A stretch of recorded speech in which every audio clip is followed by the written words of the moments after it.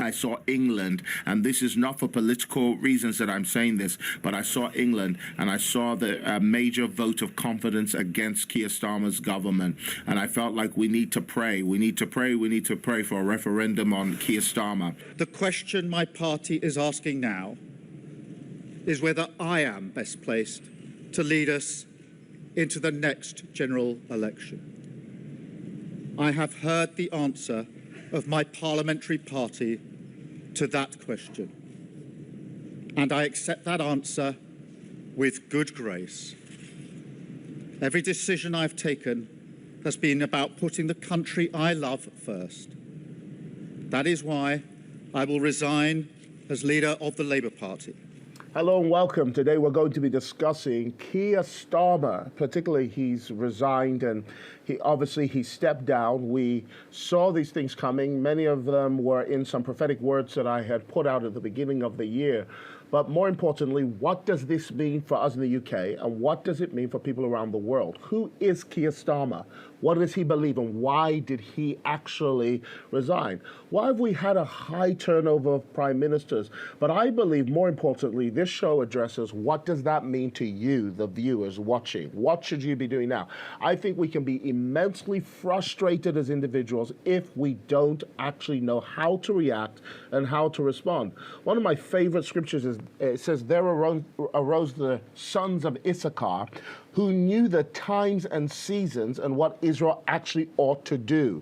I believe that people need, now more than ever, not to have this sort of, sorry to use this word, this alarmist porn that is in media today, where people are just tired and, quite frankly, fatigued of being in shock, which we just are perpetually in this state of shock. Now we actually need to know what to do more than ever. So yes, we are going to talk about the things that are clear, and this show aims to particularly educate our viewers, to let them know exactly what's happening.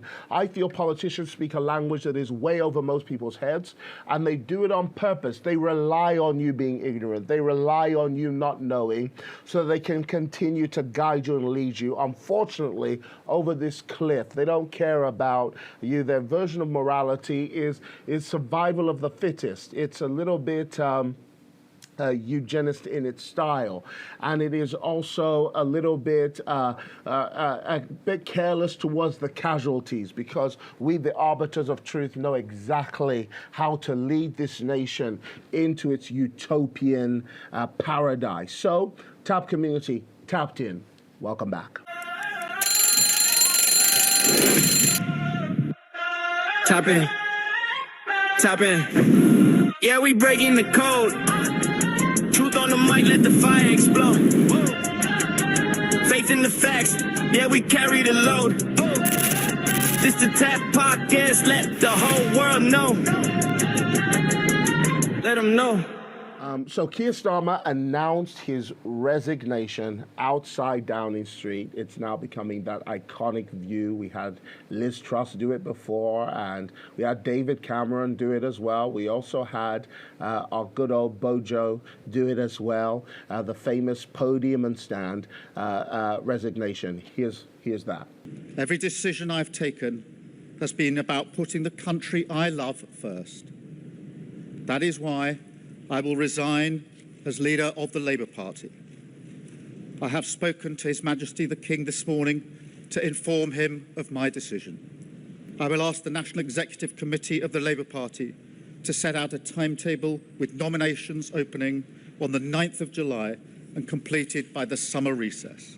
To use I think before he even announced his resignation, to use the kids' term, Trump did some serious aura farming.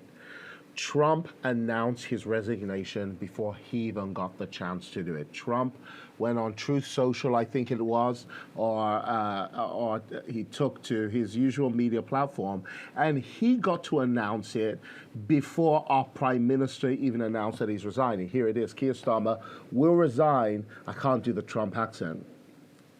I'm tempted to try. Starmer will resign Keir Starmer will resign as the Prime Minister of the United Kingdom. Sorry, United Kingdom. Keir Starmer will resign as Prime Minister of the United Kingdom. He failed badly on two very important subjects, immigration and energy. Open the North Sea oil. I wish him well. President, can you imagine that level of oil farming? He's probably sitting down at home.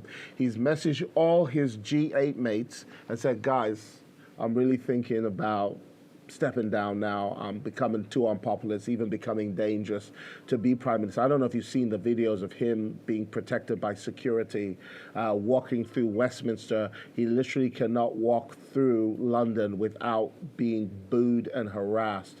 And I think he was starting to say, look, this is getting dangerous for my life. It's getting dangerous for my family. It's time for me to step down as the leader of the nation. And then Trump and everybody's like, oh, we're so sorry, we're so sad to see you go. You know, someone's like, are you gonna pray about it? I don't know if there's a group chat between the G8. I just tried to imagine it. Maybe he's made a few phone calls to set things in order and let them know.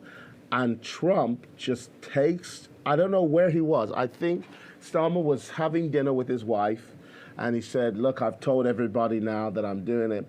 And Trump just gets on his golden toilet seat, he gets his mobile phone out, and while he's just relieving himself, he decides to tweet out. I mean, this is a serious aura farm. He just decides to tweet out, the Prime Minister of UK is going to resign. And by the way, this is the kind of, I say this to say, this is, as a leader of a nation, you want to project strength. We want our leaders to project strength and if you're a male, masculinity, and we want you to project power. But it was interesting, there are a few points that we're going to go through today. It was interesting how, for example, even Iran struck UK territory. I forget which island it was. UK territory. They struck one of our own islands, and our leader did nothing. I think he even made excuses for it. Was it the Chagos Islands? Yeah, the Chagos Islands were struck by Iran, which, by the way, is an act of war, and our wonderful, bold, and powerful prime leader did nothing. And I've said this over and over and over again. We are not struggling from strong enemies. We are struggling from weak leaders. And their weak leadership style has a philosophy. There's a belief behind it that undergirds it. And before we go into that, maybe we can show some of, I hope I'm doing this in order, Eros. I hope I'm not messing with the order of your show. But let's talk about this. How many prime ministers have we gone through so far? Do you have the list? So we've actually gone through 7 prime ministers in 10 years since the Brexit vote. 7 prime ministers in what period? In 10 years. And how long is a prime minister actually meant to hold office? Meant to be 4 years. Meant to be 4 years. Yeah. In 10 years, we have had a turnover of 7 prime ministers. Now, by the way, if you had a company, and I see nations as big companies. They are big companies, and their job is to ensure that they run the books properly, that the company is profitable, that the company is obviously making money, that its debts, its costs are lower, and its income is high. That's how I simplify a country to a company. Mm-hmm.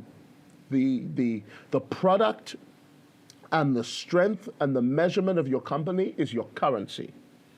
And also the fact that you are exporting more, you're selling more around the world than you're importing. These are just basic laws of economics, and that there is a demand to be in your country, and not just to be in your country, but you're attracting high talent. The bar is so high that people just want to come into the country. When we look at our sort of import figures and how we're doing versus how much we're exporting, and I'm also just talking about our national debt as well. We have serious problems here in the United Kingdom. Now, what most nations around the world have serious debt issues. We already know that. I think the UK, are we operating in a surplus or deficit in terms of trade? Oh, we are definitely in a deficit because we import way more. We're importing more than we're exporting. I think he went to China and tried to do a deal with China, Keir Starmer. It was the biggest flop. I think he was trying to impress China. He did a deal with them where he basically signed away God knows how much money, and they responded with a complete snub. And it wasn't even near the equivalent. The national debt is the total, can we just look at that? National debt is the total amount the UK government owes because it has borrowed more over time than it has collected in taxes and other income. Recent reporting puts it at about 2.9 trillion, which is close to the size of the whole UK economy. And it keeps rising when the government runs in deficit. Now, our government is running in deficit. And part of it is engineered. It is a philosophy that is a failed philosophy. And sadly, most of our civil servants have never had a job. They've never run a business a day in their life. A lot of them came from these snooty aristocratic families that just groomed them. Starmer was groomed from a young age. His name is he's named after a famous Labour politician and leader, Keir Starmer is. And they're groomed aristocrats. And they've never had a job. They've never lived an ordinary life, life a day in their life. They've never worked from the ground up. And this to me is part of, as a Christian, as a believer, is seeing someone, I was talking to someone just the other day about why I follow God, and it's because of Philippians 2. It says, though being God, he humbled himself and became a man. Not just any kind of man, born in a manger, regular middle-class job what kind of God would get a job? For 30 years, working as a carpenter's apprentice, God himself incarnate. And our leaders, I believe, have never worked an ordinary day's job a day in their life. They don't know what the ordinary person goes through, and they're so disconnected from the nation. Now, as a believer, many people say, well, why are you getting involved in this, where the rapture's coming and we've got to get out of here? And I think that is our fundamental problem. We are not involved in the conversations that matter. And because we're not involved in the conversations that matter, we are reduced, sadly, as believers, as a constituency. Christians are an entire voting bloc. And as a constituency, we're reduced to just complaining, maybe protesting, maybe arguing, and maybe holding signs up, no more abortion, no more this. And yet abortion, and what else can we talk about? Abortion, by the way, Keir Starmer just released a new law that you can now abort up to birth. Euthanasia as well, issues of euthanasia. Now euthanasia in many countries is just used for depression. So if you're depressed as a young kid, you can now go into a clinic without parental consent and kill yourself. These are the laws they're trying to bring in our country. And these are not the real issues. These are just the symptoms of a real underlying problem that we have in our nation. And I'll tell you what the real underlying problem is. The real underlying problem is a impotent church that by and large is silent. Most Christian influencers are posting themselves on beaches or with Starbucks cups on the front row of their conferences.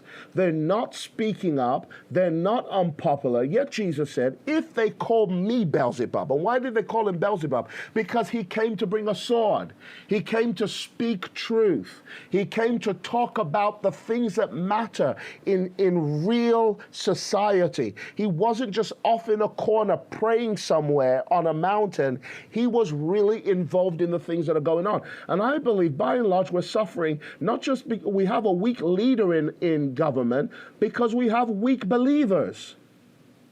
We have jelly vertebrate believers who stand behind the pulpit every week and just preach about rapturing till he comes, yet men like Noah preach righteousness. Isaiah was sawn in half because he preached righteousness. Ezekiel was killed because they preached righteousness. John was boiled in hot water because they preached righteousness. They spoke to the very issues that were happening in society at the time they were happening. But most, when I look at Christian influencers, I don't even know where the UK voices are. In all honesty, I don't see them. I see American voices like Shapiro's and the Petersons, even Joe Rogan. And a lot of them are not even born again. Even Tobi Robinson was speaking about the Muslim rape gangs, which, by the way, you're not talking small amounts of women. How many were there that came forward? I think it was over 200,000? Yeah, the list was about 200. Reported incidents. And you're not talking about small fry issues here. You're talking about serious, egregious acts against white women in this country, being chopped up into pieces in kebab shops, being dogs committing the R word on them, and bottles being broken in private places, and young women. I mean, the fact that this thing had to be fought, and our prime minister said that this was right-wing propaganda. I don't know if you have that video. I think, Chief, even when it comes to that, right, you're saying about the UK scene, and for these Christian influencers, what is the expectation of that? Because it seems like they're just very content to go about their daily life, just talking about the same things, talking about their life. They're not really talking about the main things that are happening in the UK. So how would you expect them to approach it? Is it to jump into politics, or is it just to sound the alarm where they are? I believe there is a direct scripture that says, if the watchmen on the wall see danger and they don't warn the people, I, the Lord, will place the blood on their own hands. And honestly, I believe that one of the watchtowers of today is the internet. Back in the day, what did the scripture say? You hear the gospel shouted from the rooftop, because that was the media spot of the day. Today, the media spot is the internet. It is the podcasting space. And if God has given you any measure of influence, and you're just using that measure of influence to open your mouth and put mascara on your eyes and talk about getting ready every morning, and you're not really talking about the real issues. I mean, you got Christians now talking about woke social justice issues and not the real issues. I'm not talking about things that will make you popular. I'm talking about things that may even make you a little bit unpopular to talk about them, but sadly, because enough of us are not talking. What was it? Was it I can't remember what leader, is it either Roosevelt or Winston Churchill, that said bad things happen when good people do nothing. There are not enough good people saying things. And why did God give you influence? Why has God given you influence in the first place? I believe God has given us influence so we can voice our concerns. But, you know, Chief, just to move on to that, because I think we were speaking more about Keir Starmer, is also, we went into this a little bit into our Keir Starmer video, is the Fabian Society. Yes. Where he was a part of. Talk to us about the Fabians. Many people don't even know about this, that there is a society that a lot of these labor leaders have come from. There's an actual belief system. Actually, yeah, you're right. All of them. Tell us a bit about the Fabians. So it's actually this society is very left-leaning, named after a Roman general, and it actually co-founded the Labour Party in the 1900s. So this isn't something that's like slowly become attached to something good. This is the co-founder of the movement. Their actual stated goals. Am I right in saying at one point their logo was like a sheep and a wolf? I saw that somewhere. You know what? Yep. Do you have it? Literally up it. Yeah, look at that. I mean, it's a sheep in woven sheep's clothing. I'm certain we're going to see this, and most of us are going to switch off. I'm honestly bewildered by our society. We just heard, for example, the U.S. president told us that aliens are real. Yeah. All of us are acting like it's Tuesday. We're just moving on. Because of this word, cognitive dissonance. We have been so shocked, we're now fatigued with shock. And that's my fear. My concern is we will hear the alarm and go to sleep now, because we've heard we are so alarmed now, we have alarm fatigue. Look at that image again. Just pull up that image again. The Fabian Society's image is a sheep in wolf's clothing. Can you see that? That is a wolf with a sheep's clothing attached to it. So this already tells us that they have come with a wicked agenda. This is demonic. The emblem was they changed it obviously because people were catching on. But what inspired you to take a direct quote from Jesus as a warning of evil people, evil leaders, and you made that the emblem of your party? I mean, it's in the Constitution. Like, the Constitution literally says that its purpose is the furtherance of socialism and education of the publicists on socialist lines, and the reorganization of society, basically by the emancipation of land and industrial capital. So these are communists, basically. Yes. But their method is to infiltrate existing institutions. Do you know why that's scary? Yeah. This is why it aligns with Islam so closely. Because Islam has a principle called taqiyya. The principle of taqiyya is basically peace to their face, but behind their back, harbor war in your heart. Exactly. Muhammad was famous for breaking a peace treaty after 3 years. That's why I believe in the Islamic Antichrist route. Because you see, the Antichrist is going to make a peace deal and then break it in 3 years.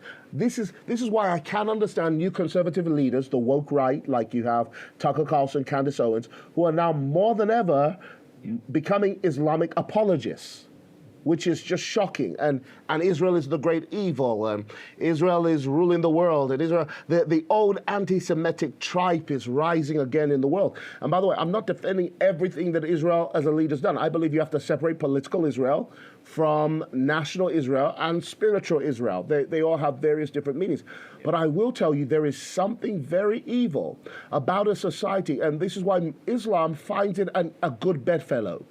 Because right now, if you've got a society that's going to hide in an insidious way their real intentions, but meanwhile, in their heart, they're fostering an attitude where we are going to bring about communism. And for communism to come about, you need total control of your society. The Fabian Society has, now socialism is the wolf in sheep clothing. Yeah. It is. Socialism is the Trojan horse of communism.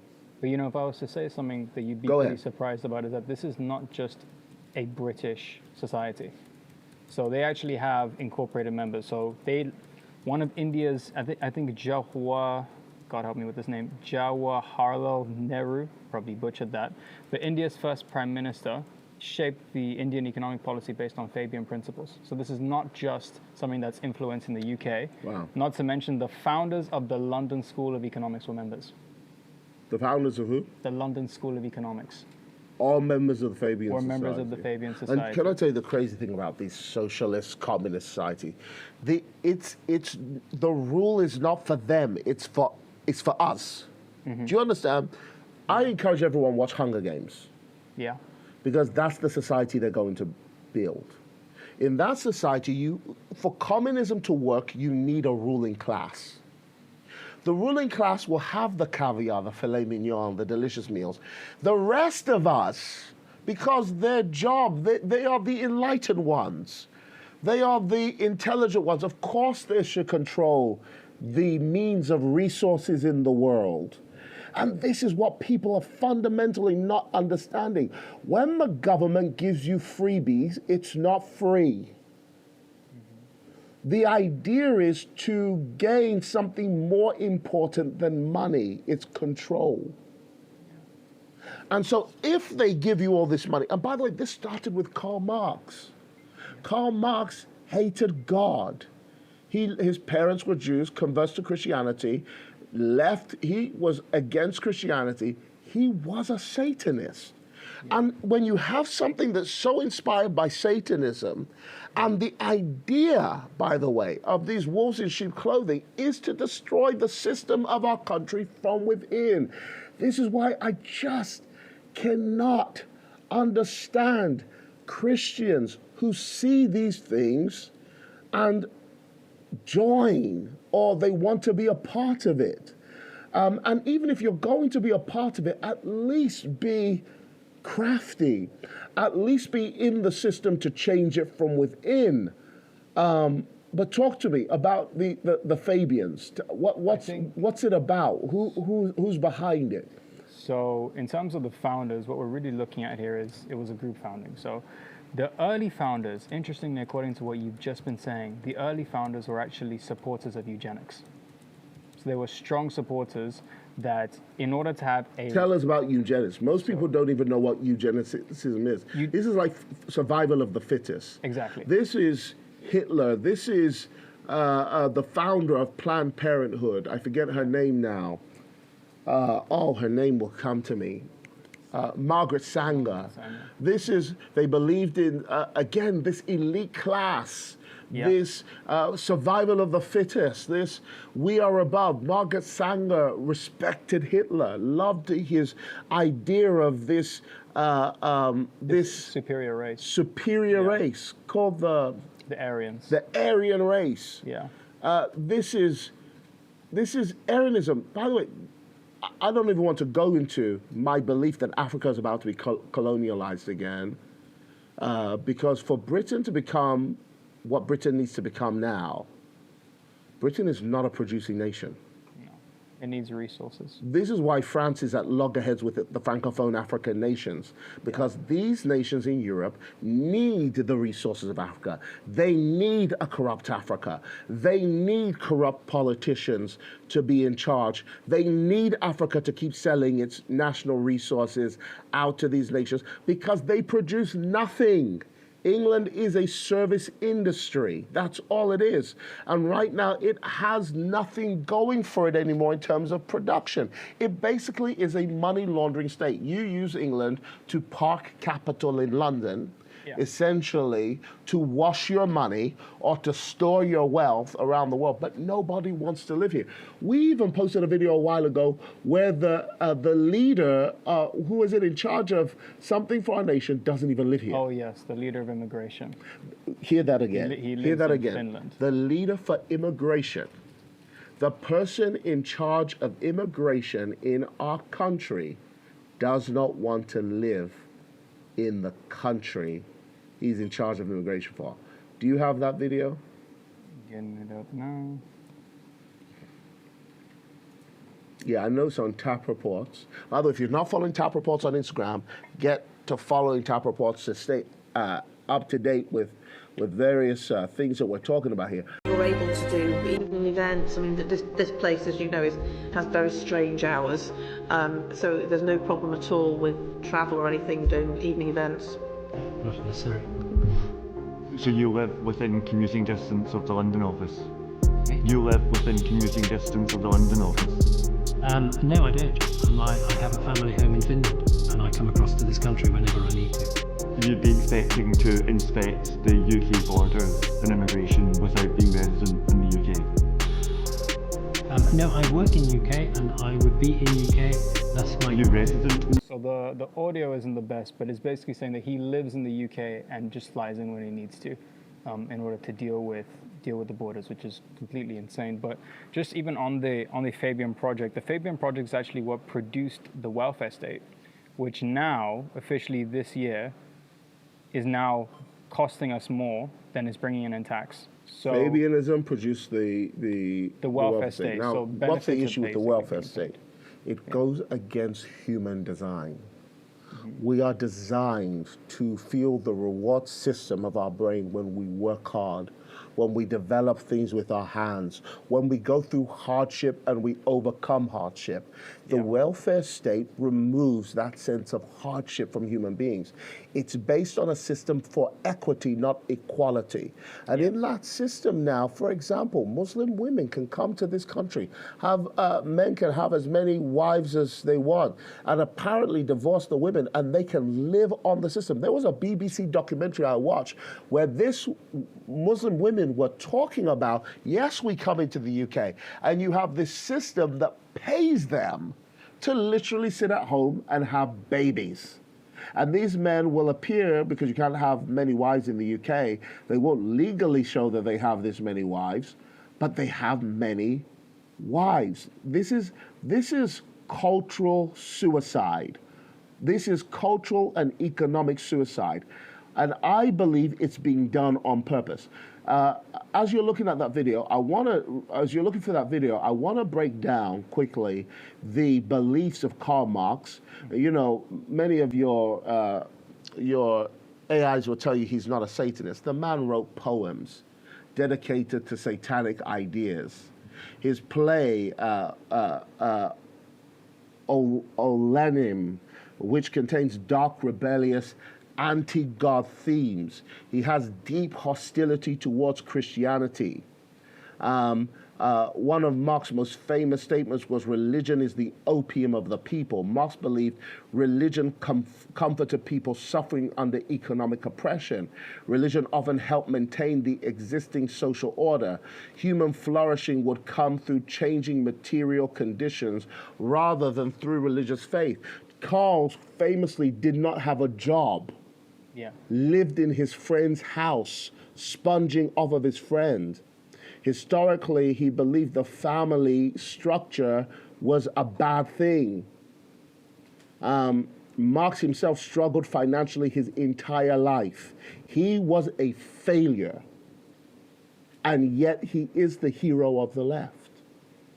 And so to make him more palatable, you introduced this idea called socialism, which Marx believed in. So Marx believes that history fundamentally is a slave versus master, serf versus lord, worker versus capitalist. This is called class struggle. Marx believed in capitalism. Now, what a lot of our leaders will do is, instead of, when things go wrong because of their stupid policies, wealthy people will just leave because they can afford to. All the people they're supporting who have jobs, they'll leave, raise the minimum wage if you want, they'll all go. And the issue is, who will he blame? Instead of blaming the politicians, they'll just go, it's the wealthy people. And if you keep telling that lie in people's heads long enough, they'll start believing it. Even though human beings have the autonomy to create wealth, the freedom, if they wanted, to work hard and produce their own income and their own money. And I'm not saying there are not problems with the capitalist structure, nor do I believe in complete and total abandonment of the capitalist system, because I believe that a lot of capitalist systems can be subject to danger. But look at our governments. Whilst proponing capitalism, you'll also bail out companies like Amazon and big banks at the same time. And those big banks, after committing economic crisis in the world, the managers will get huge bonuses and payouts, whilst most people around the world will suffer. So the hypocrisy is also very, very interesting. So he's created the rise against capitalism, take control of production, create a socialist state, which is what we're seeing in our world today. This is what the Fabian Society believed in. Most of our leaders were part of the Fabian Society. The welfare state now costs us $333 billion a year. It costs us $333 billion a year, and we collect 331 in tax. It's outgrown the income tax of the nation. And that's one segment of government spending. It's also outgrown our defense spending. Oh, by much. By much. And just to compare, for example, the effects of the tax on the economy, the 16,500 millionaires left the UK in 2025. That's 91.8 billion that's gone out of How the many? country. 92 billion. 90. That's estimated to have left the country when the millionaires left last year. That's not including this year. So what are they trying to do? This is the confusion. these are the leaders we've had over years. Now, on top of this, you have universal credit, which 8.4 million claimants. Yeah. 8.4 million people on universal credit. Yeah. Then you've got our commitment to net zero. Can you talk a bit about that? So the commitment to net zero was essentially saying the UK has to emit no more greenhouse gases than it removes. So basically, we're no longer emitting, killing the environment, essentially. This was by 2050. And it's legally committed to this target under the Climate Change Act. And by the way, the UK's emissions are too small to matter. The UK produces roughly 1%. And you can argue, by the way, that CO2 doesn't even contribute. There are whole scientific studies that CO2 is not even the major contributor to what they're calling climate crisis. It used to be called global warming. Yeah. Then, oops, sometimes the globe seemed to cool down. So let's change the political phrase from global warming, which is what I learned growing up, to climate change. So we can just excuse it. The climate is changing. The UK produces roughly 1% of CO2 emissions.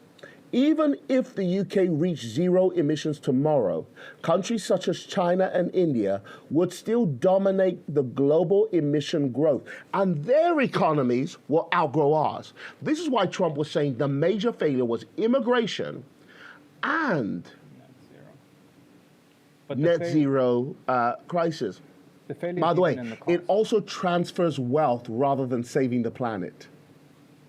Consumers, our politicians believe we are stupid, by the way, and sadly, most people are, and that's why they're winning. Most people just want entertainment. Just go ahead, watch something else on YouTube that makes you happy if you want to, or learn something factual. The reason why our electric bills are so high, by the way, is not because of the Russia-Ukraine war. We actually have national gas in this country.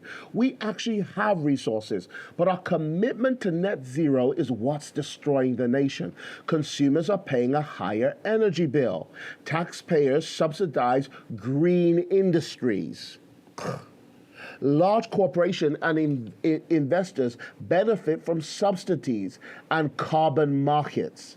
I'm sorry, but I'm getting sick and tired of sucking my slushy through a paper straw. I don't know about you. Let's just talk about it. I'm sucking my slushy from a plastic cup. We're stupid. We have to be stupid. I am sucking my slushy from a plastic cup through a paper straw. That paper straw is squeezing. No, we're stupid. We've lost our minds. The plastic cup is now squeezing in the middle. I am now changing my straw 10 different times, and I'm telling them in the restaurant, I can't even take the drink in. I'm now getting woozy-headed, trying to force that drink through this thing that it was never invented for. And who is benefiting, by the way, from paper cups? Corporations. Because now the means of production has just got cheaper, and they are charging you the same price. Did your Starbucks get cheaper when you got a paper straw? Nope. Who's benefiting from us paying for Tesco bags, which, by the way, used to be free? Then they were 5p. Now it's 30p a bag. I was with a guy in Tesco. I said, I pay too much for my bag. Do you want some? He said, I don't pay for those. You just walked out. Honestly. Fair enough. I didn't even say anything. We're not endorsing stealing, but fair enough. Carbon accounting is also misleading. A common criticism, the UK hasn't reduced emissions as much as claimed. It has simply... Do you know what we're doing? We just outsource it. For example, manufacturing is not here anymore. It's overseas. So look at this. You've reduced your carbon emissions, so you can say, well done. But all you did was, instead of giving people jobs in this country, you outsource the job somewhere else. So the emission grows somewhere else. Goods are imported instead of produced domestically. In the name of what? So your electricity bills are now going up. But don't worry, just go on universal credit and daddy government will take care of you. And when we ask you, by the way, when we ask you to get digital ID, shut up. You know, when my brother got married, he lived in my parents' house for a while. He was in his bedroom with his wife. One day my dad walked in and my brother got upset. He got upset. Dad, we're married, you can't walk in. And my dad was annoyed that he was upset. And then I got annoyed with my brother. I said to my brother, listen, respectfully, you are in mum and dad's house. You're paying their bills. I mean, they're paying the bills. You're not paying anything to be here, you and your wife. Of course they have a right to just walk in. They're paying for it. And my brother moved in speed and is doing very well for himself. I'm sorry, but what right do you have to protest your government when they're paying for you? You have lost your autonomy. So when your government says digital ID, get it. And by the way, this stupid thing of getting 16-year-olds banned off of the internet is because they believe, again, you're dumb. Because now to get on social media, you are going to need digital ID. And look at the danger of digital ID. Our government already showed that when Muslims attack, Islamists attack our nation, we are not going to put the Islamists in jail. We're going to put people who comment on social media in jail. Do you understand that? So when he said we're going to be tough on crime, he did not mean tough on the Islamists committing crime. He meant tough on the people commenting on the people committing the crime. How many was that? In the UK, reported arrests for social media or online posts offences were 12,183 in 2023, 9,700 in 2024. So imagine now, I have digital ID. All my passport is here, my banking information is here, my social media is all here. Now I'm a dissident. I don't like what my government is doing. Well, guess what my government will now do? Switch off my social media account. They did it to the Russian oligarchs in this country. They closed their accounts. What's to stop them going to my digital ID where my crypto wallet is stored and all my money stored on my phone and saying, sorry, we don't like you anymore. We're going to switch off your banking. We're going to switch off your social media. Our government has already shown it. Keir Starmer asked the US government for private access to people's Apple details. They asked Apple to give them people's private details so they can know whoever is commenting the words two-tier or using his name in funny ways. This is what communism requires. Free money is not free. They are giving it to you for these purposes. Now let's round this up. The new guy coming in is no better. He's no better. In fact, many say, and he is the most likely candidate, by the way, many say he is left of Keir Starmer. He's also a Fabian. He's actually authored Fabian essays. He's what? He's authored Fabian essays. He's written their material.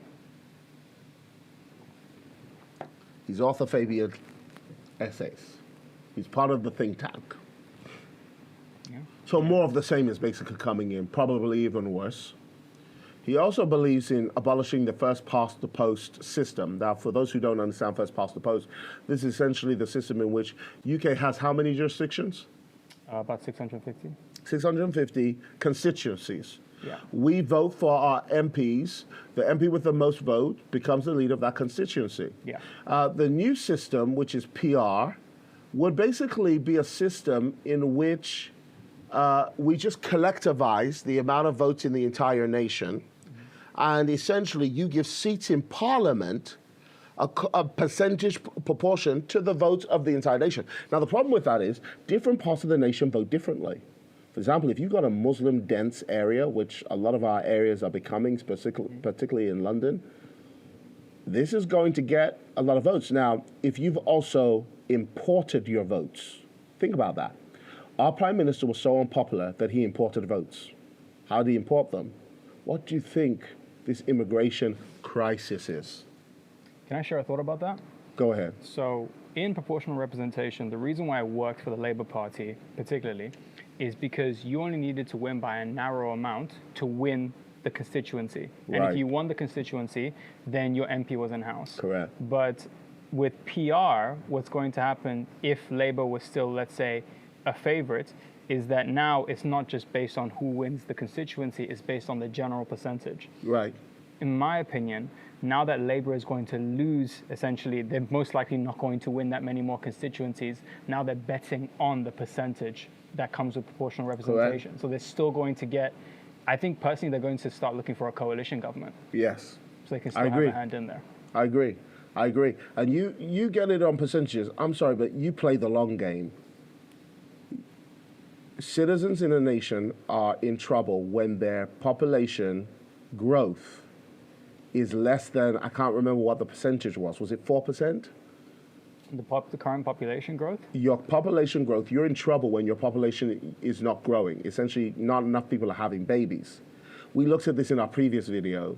Oh, The yes. UK is less than 1% in terms of our population 1.6. numbers. It was Huh? 1.6, and I believe that the average of a Muslim in the UK was 2.6. 2.6. Now think about that. You've imported these people who definitely believe in multiplying, not just multiplying, multiple wives. I'm going to make a prediction. And my prediction is the coming years, they're going to reform the ability in marriage to only marry one person. I believe laws will begin to reflect that you can have multiple wives. I'm going to make that my next prediction. And part of it is going to be, first of all, I'm going to say something controversial. It wasn't even abolished in Christianity. If you read scripture properly, God never really abolished having more than one wife. Paul said a bishop should have one wife, which means commonly in the church, men have more than one wife. Paul said a bishop should have more than one wife. Put that in your pipe and smoke it. I'm not endorsing, by the way, having more than one wife. That's not what I'm saying here. But I am saying our population, we were told, be fruitful and multiply.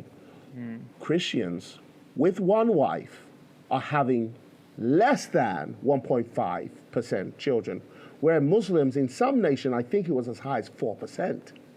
Now imagine you've brought people in who believe in having multiple children. Not just that, they effectively transfer Islam to their children. That's the cultural. You play the long game in UK. You play the long game in the West. What do you think the Western nation, the Western world is going to look like in a few years? With our kids, I mean, just go to most churches. Speak to most girls in churches and find out their attitude on marriage. Speak to most men in churches today and find out the attitude on marriage. We're not getting married, and we're certainly not having children. Even our married people are like, well, we just want to enjoy ourselves for many, many, many, many, many, many years, and then maybe we'll ruin our marriage with children. The attitude towards children and family is terrible in the Western world, in Western society, and there is, whether you like it or not, whether you call it race or not, there generally is an invasion on the Western world. And again, a lot of them with these, I think it's how many children benefit per household, I can't remember. This by and large favors Muslim households who have multiple children, and I hear saying this is racist, but it's just factual. What's going to happen to the UK at the current birth rate of Muslims and the lack of birth rate amongst those who come here? What will happen in the future? I tell you what will happen. Europe will become, if we're not careful, an Islamicized nation. Now, what should we do about this? Highlighting all these problems, diagnosing all these problems. We've already got enough alarm porn in the world. What should we be doing? I'll tell you what we should be doing. Number one, I think there's this scripture where I always talk about it, and I believe we need to highlight it more than ever. In the Bible, there's this woman who was cut into 12 pieces after this egregious act of rape on her by, I think it was the tribe of Benjamin. Yeah. The others come together and they say, let us come together let us confer, and let us speak up. Those were three things. Number one, there had to be a conference. Believers have to stop fighting each other on stupid doctrinal differences. We were told we're the salt of the earth. We were told we're to be crafty as serpents, meek as lambs. To be crafty as a serpent means that you know how to operate on the ground. Look at them, they're crafty. They've got wolf in sheep clothing. I'm sorry, we need doves in snake clothing. We need doves who know how to operate in the air. By the way, a dove, when it flies, nobody knows. Why do we all know about your prayer life? Why is your prayer life online? Why is that being advertised? Daniel prayed in secret. Some people saw him praying. You know what I'm saying? A dove, when it flies, nobody can hear it. That's the power of a dove's movement. Why is it that most of us, we know about your prayer life, but we don't see the effect of that prayer life? And what is the effect of that prayer life is what it does in society. One of the things that believers need to stop doing is arguing over these stupid things, doing podcasts about each other. I'm sorry to say I'm getting fed up with it. And we need to come together, believers who agree on these things. Jesus Christ came, died, was buried, and rose again. Whether you believe in speaking tongues, don't believe, that's on you. Whether you believe in tithing, don't believe, that's on you. Don't care. We agree on these three things. Jesus came, died, was buried, and rose again. And by the way, rose again means he's given us the Holy Spirit, and we are to live spirit-filled lives, and we're to know the Lord. I believe if we can connect on those things, which means what do we need? We need a revival. If we're going to have a revival, we need deep national repentance. I really believe we need repentance on a national level. We need a national altar where we come together to ask God for forgiveness. Number two, I believe we need, once we've repented, we need to speak up. We need fearless, bold, courageous voices that speak up. We speak up. Number three, I think we need a collective economy. Joseph said, gather together. In the Bible, prophets appeared in the church, I think it was in Antioch, and they said a famine is coming, and they got together and they prepared for the famine. I believe we need to get together our resources, which our resources mean our intellectual resources, our resources mean our financial resources, and we need to collectivize. I'm not talking about it in a commune. I'm not talking about it in a kibbutzim. I'm not talking of an idea of merely where we're communists in nature. I'm talking about we pull our weight, we come together with our resources, our ideas, and we form think tanks about how we're going to live in the last days. We have not had a council since Nicaea. We need some of our key influential leaders to come together and have rigorous discussion and argument. That is what an ecclesia is called, which is why we're losing men in church, because church is a feminine experience. The ecclesia is a masculine experience. It is a decision-making coming together to think. And the Bible says the gates of hell will not prevail, not against the church, against an ecclesia. An ecclesia are a group of people who come together and speak up. I believe we need to create a collectivized economy where we share our economic ideas and our economic value, a Goshen of some sorts. I'm giving us what to do. Even if we can't do it in large scales, let's do it in micro scales, what the Bible calls oikonomia, the oikos, the house movement, coming together, breaking bread, sharing in common all things. If we can't do it on a large scale, those of us with sense, with minds, with hearts, should be able to become voices of unity and tell us, come together. Where right now we unfortunately have grasshopper-minded people who are just, I don't care who you are, you exposure ministries, you are just prostitutes of the church, of YouTube, making money, exploiting brothers and sisters in the faith, because you are, let's face it, you are being paid to do it by YouTube. You are making money to do it. You can see there's an economy for it. The Bible actually talks about the spirit of Herod, and it says when Herod saw the people loved it, he saw his economy. He was making money from it. There was a soothsayer who the Bible says her master saw that their means of economy had gone. I don't care who you are, you exposers you're spoken about in the book of Jude. Your business now, your business model is literally pillaging the church so that YouTube can pay you because these ignorant, dumb believers follow you like they followed Absalom. It said men followed Absalom who did not know his cause. And right now, whilst you are creating civil war in the church, we do not advance. Yet, the kingdom, and I'm speaking to my kingdom people. Who are my kingdom people? The Lord spoke to me the other day. He said, I'm not interested in your change anymore. I am not invested in you changing. I'm invested in your death. Kingdom people are dead to themselves and totally alive to the agenda of the king, and they are ready to move in kingdom advancement. Eros, any final comments? I think the economic part is what you said that resonated with me most, because there was this fact I wanted to tell you, which is that a working family, currently the benefit system is so bad that if you're a working family with 2 children and earning money, you need to earn around $70,000 a year before tax to be earning the same as a non-working family with children. Not one individual can necessarily do that. Now, we can because we built a company. Yeah. We built a business. But even my business, we built it with investors. For sure. And not everybody has that grit. Yeah. But do you know what Genesis 11 says? The people were in one accord, they came together, said, let us. And God came down and said, nothing they have imagined will be impossible. And they were operating like the Trinity, let us. I tell you the greatest thing the enemy loves right now, that we're fighting each other. And it's so stupidly petty. The dumb things we're fighting each other over are so petty. And yet some of our leaders have gone into abuse, and some of our leaders have gone into adultery and fornication, all manner of things. And yet this is not the answer. We need a hospital for these leaders and a hospital for these people so they can get better, so that we can fight the real war. The enemy is not each other. It's not flesh and blood. There's a real devil. It's not even Keir Starmer. He's under the influence of his master, his leader. The devil, if it's not God. The real enemy is Satan. And we need to stop being stupid and get ourselves together. I think stupid is my favorite word. I think we need T-shirts in TAP called Stop Being Stupid. I think we need T-shirts. Ayo, can we get them? Allergic to stupidity. We need T-shirts that just say, I am allergic to stupid. Because it's contagious. It is just contagious. And our politicians rely on our stupidity. Comment beneath.